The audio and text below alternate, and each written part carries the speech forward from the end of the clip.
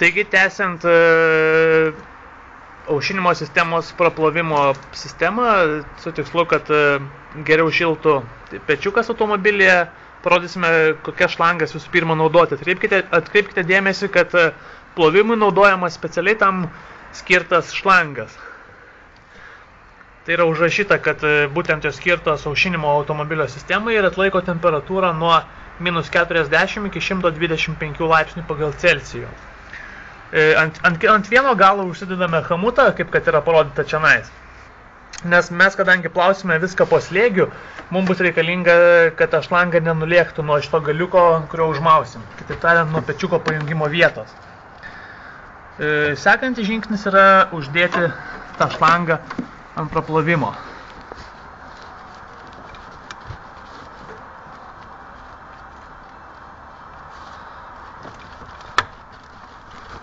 Tokiu būdu, kaip kad aš uždėjau dabar, yra uždedamas ant abiejų pečiuko jungčių šlangos, tam, kad iš išorės mes galėtume naudoti slėgį ir specialias chemijos priemonės, kad praplautume tą pečiuką.